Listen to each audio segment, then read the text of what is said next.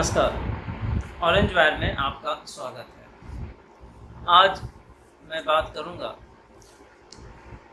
जैसा कि हम सब जानते हैं, मेवात में हिंदू श्रद्धालुओं के ऊपर किस तरह से चारों तरफ से घेर के हमला किया गया और मंदिरों में शरण लिए हुए श्रद्धालुओं को ये कोशिश की जा रही थी कि उसको उसी में जलाकर राख कर दिया जाए या उसके साथ और भी यातनाएं की जाए।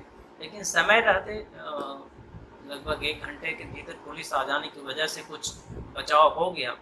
फिर भी कई लोग मारे गए, सैकड़ों गाड़ियां जली और एक साइबर क्राइम पुलिस स्टेशन वहां बना हुआ था, उसको पूरी तरह से जलाकर राख कर दिया मेवात के लोगों ने, मुसलमानों की भीड़ ने।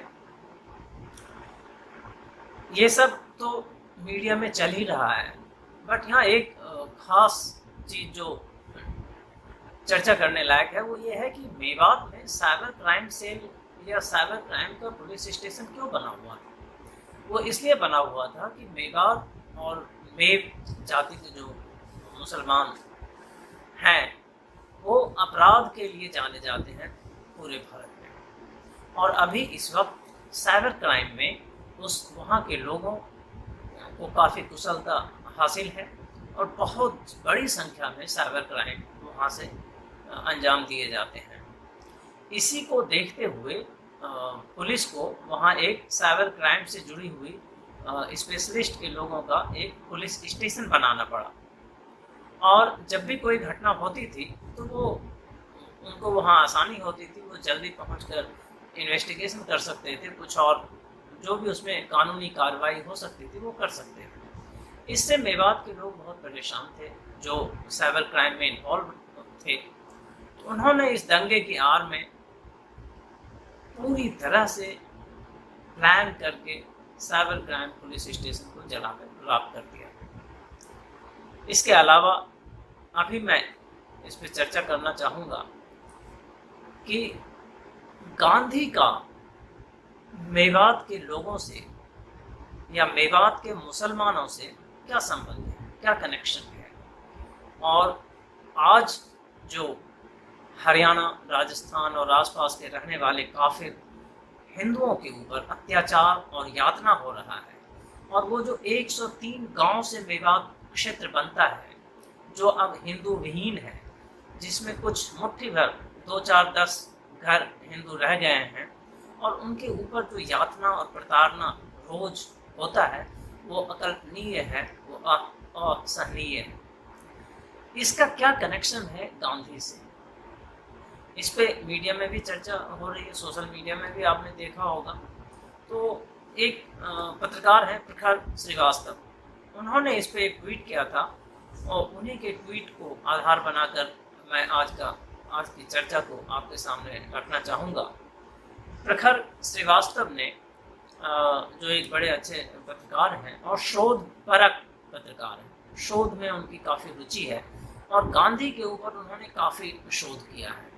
गांधी, नेहरू और हिंदू मुस्लिम दंगों के ऊपर खास करके पिछले 150 साल के इतिहास के ऊपर काफ़ी शोध किया है।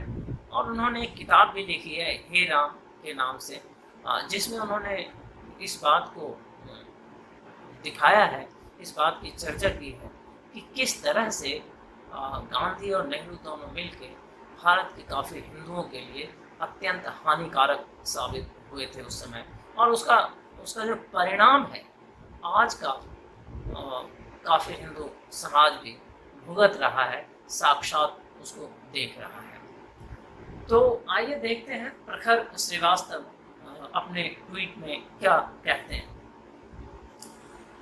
वो कहते हैं, बंटवारे के समय 1947 में, मैं उन्हीं के ट्वीट से पढ़ रहा हूँ, मेवात के मुसलमान पाकिस्तान जा रहे थे। समझिए इस बात, सारे मेवात में जितने भी रहने वाले मुसलमान थे उन्होंने ये तय किया था कि हम बंटवारा हो गया है देश का, इस्लाम के आधार पे एक नए देश का निर्माण हुआ है और हम अब वहीं रहेंगे और वहाँ जाना चाहते हैं।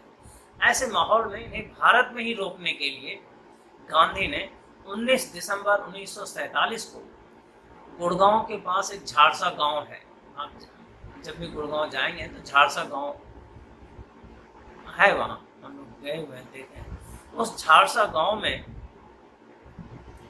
गांधी जी ने एक सभा की और मेव के मुसलमानों को, जो अब मेवात है, उसके मुसलमानों को उस सभा में बुलाया और उनसे उन्होंने विनम्र आग्रह किया कि आप यहीं रह जाएं, आप वहाँ न जाएं। उनका संपूर्ण भाषण गांधी वाङ्मय के खंड 90 के पेज नंबर 252 पर गांधी जी ने वे मुसलमानों के सामने इस सभा में क्या कहा वो अक्षरशः छपा हुआ है। अब ये भाषण जो है गांधी वाङ्मय में पेज खंड 90 के पेज नंबर 252 पे छपा है। क्या छपा है इसे देखिए।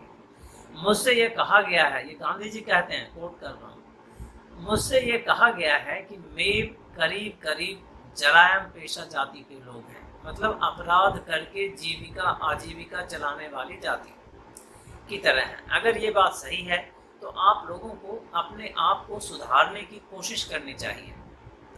मुझे उम्मीद है आप मेरी सलाह पर नाराज नहीं होंगे।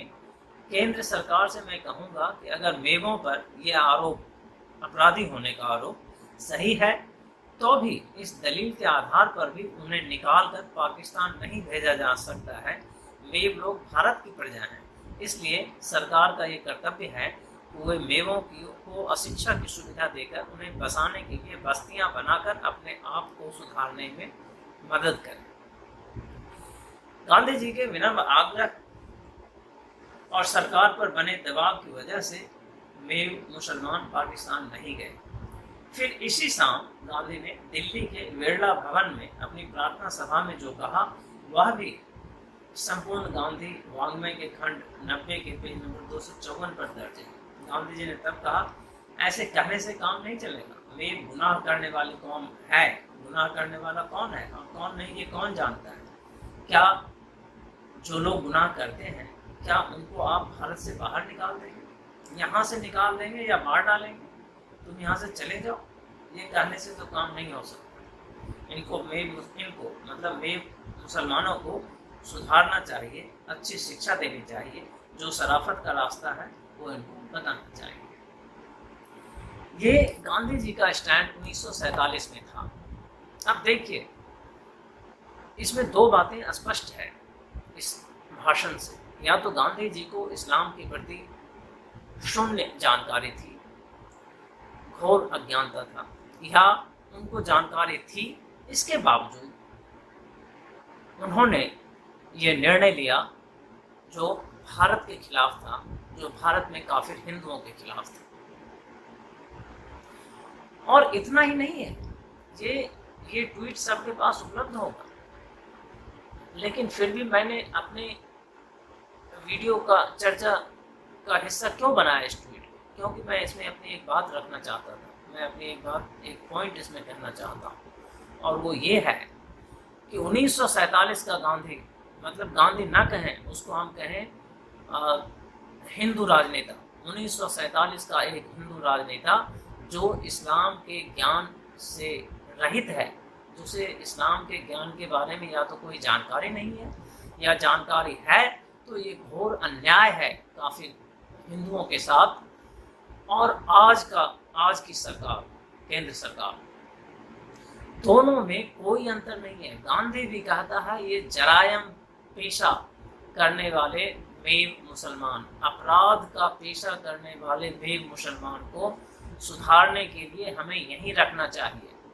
और आज की सरकार क्या कहती है, वो भी यही कहती है कि उसने क्या कहा है। अभी ये देखिए, जब से मोदी सरकार आई है, मेवात को एक बहुत ही बैकवर्ड जिला के रूप में पहचान किया गया है हरियाणा में, और जो पूरे देश में ये कार्यक्रम ये चला रहे हैं कि हर राज्य में एक या दो जिला उसके राज्य के औसत प्रगति से काफ़ी पीछे रह गया है, उस जिले को राज्य के प्रगति के बराबर लाने के लिए उस जिले को विशेष सुविधाएं दी जाएगी।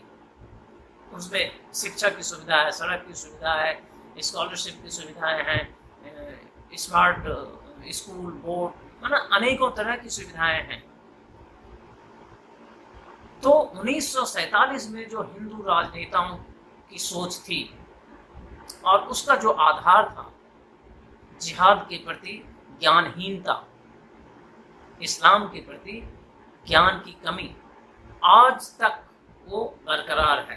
भारत के आज़ादी के अमृत काल में भी भारत के हिंदू राजनेता के पास दो विकल्प हैं, या तो हिंद इस्लाम और जिहाद के प्रति वो अज्ञानी है और अज्ञानता है उनमें, या वो जानते हुए हिंदुओं के खिलाफ ये काम कर रहे हैं, काफिर हिंदुओं के खिलाफ ये काम कर रहे हैं। इसका मतलब उनके भीतर घोर कायरता है।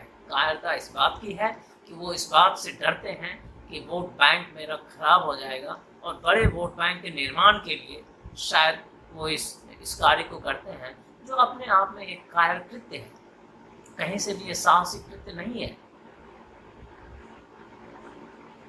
और यही इस काफिर हिंदुओं के विनाश का मूल स्रोत है भारत में।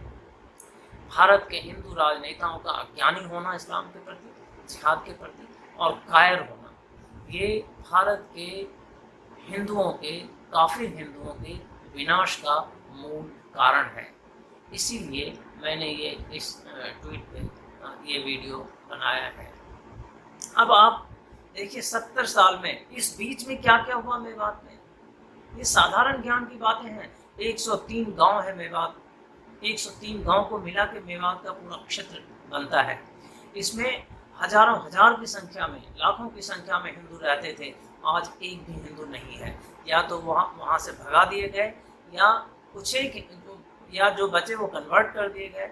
फिर भी संघर्ष करके यदि कुछ हिंदू ने अपनी धर्म के साथ जीने का प्रयत्न किया है, तो उनकी स्थिति आप वहाँ गलियों में जाके देखिए क्या स्थिति है।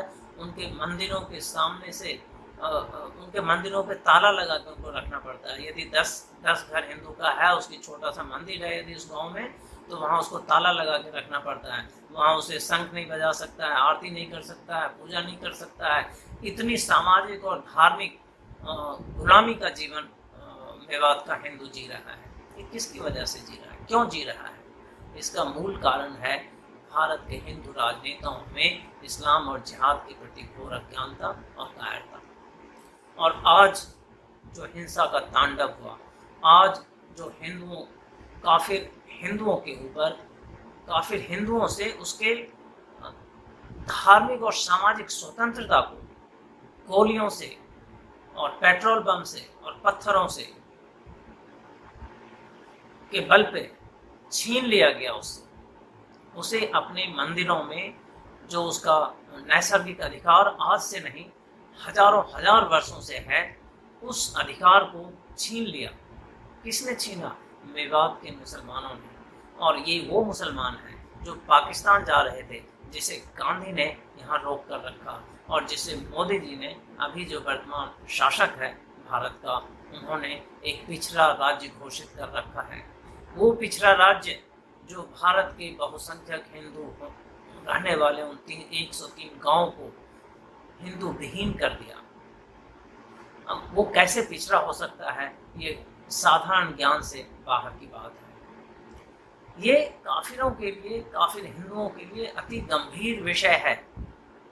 ये केवल एक कश्मीर, कैराना और बंगाल, केरल और मामला और मेवात पे रुकने वाला नहीं है। जिहाद एक वैचारिक अस्त्र है, और ये दैवीय अस्त्र है, ये मानवीय अस्त्र नहीं है। ये ऊपर से मिला है मुसलमानों को, हर मुसलमान को के लिए ये अति आवश्यक कार्य है उनके जीवन में। यदि वो जिहाद में हिस्सा लेगा, लेना ही चाहिए, लेना ही पड़ेगा, और उसके जन्नत जाने का ये सरल मार्ग है। तो इसे किसी भी मानवीय कानून से रोका नहीं जा सकता। इसलिए पुलिस, संविधान, किसी प्रकार के नैतिक फ्रेमवर्क यहाँ काम नहीं करते हैं। पूरे विश्व में जिहाद का एक टेम्पलेट है, जिहाद का एक ग्रिड है, और उसी से वो काम करता है। और उसकी ताकत है जिहाद का दैवीय होना, जिहाद का आसमान से आदेश आना मुसलमानों के लिए। इसलिए काफिरों काफिर हिंदुओं का बचाव केवल और केवल इस बात में है कि वो इस्लाम और जिहाद, जो पॉलिटिकल इस्लाम जो है और जिहाद जो है, उसके बारे में ज़्यादा से ज़्यादा जानकारी इकट्ठा करें, अध्ययन करें, अज्ञानता को दूर करें और उसमें से अपने बचाव के उपाय को ढूंढे। वैचारिक अस्त्र का उपाय वैचारिक अस्त्र ही हो सकता है। ये मानव निर्मित कानून, संविधान, पुलिस और मिलिट्री, इससे इसका परिमार्जन नहीं हो सकता है। थोड़े दिनों के लिए तो हो सकता है, लेकिन ये पुनः लौट आएगा। इसलिए यदि इसका समाधान समग्रता से चाहिए तो काफिर हिंदुओं को अज्ञानता दूर करनी होगी। यदि वही अज्ञानता उसने बनाए रखा जो गांधी जी ने अपने लिए किया था, और वहाँ से चलते चलते अमृत काल तक आते आते जो अज्ञानता की अंधकार की सुरंग है, वो बराबर एक जैसी है। यदि ये बनी रही तो काफिरों का बचना नामुमकिन है। धन्यवाद दोस्तों।